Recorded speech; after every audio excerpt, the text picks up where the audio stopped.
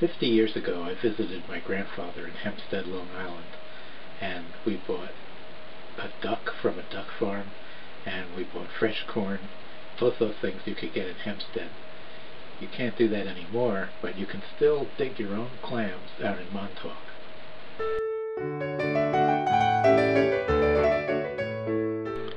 Lee Davis is the perfect person to take us clamming.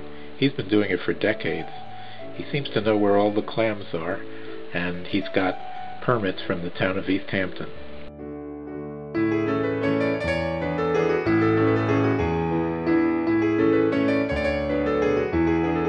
They just stick in the mud.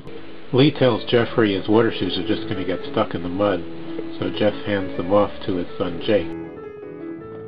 Using a clam rake is pretty simple. When you feel something promising under your feet, you scoop up some mud, shake it out, and hope that what you get is a clam and not a rock. When the basket is full, we toast our success and head home.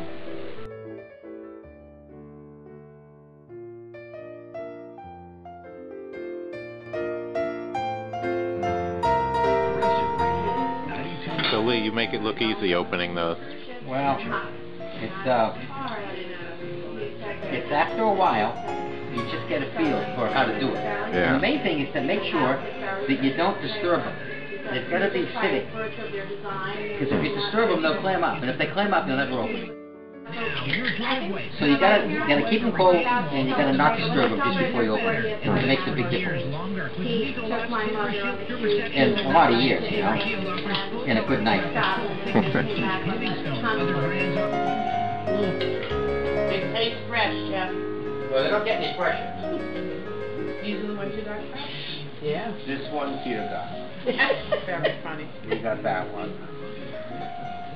Wow. Did you use that marker on them so we know who got which one? Yeah. They're all Okay, made. these are the ones that Peter, Lee. This one's mine. Aren't they good, huh? Oh, I got this one. This one I got. Isn't it amazing? I mean, it's really nothing like it. Because it's right out of the water. Yeah. And, you know, if they're sitting around for a few days, they lose the salt taste. Because it's like they're eating salt water. Yeah. After 3 or 4 or 5 days, they're still hard. They're okay, but they don't have they're not as crisp, and they don't have that flavor. If you don't have a shellfishing permit, or you don't know anybody who has one, try the Oyster Festival, Oyster Bay. This year in 2007, it's on October 13th and 14th. Details are at theoysterfestival.org.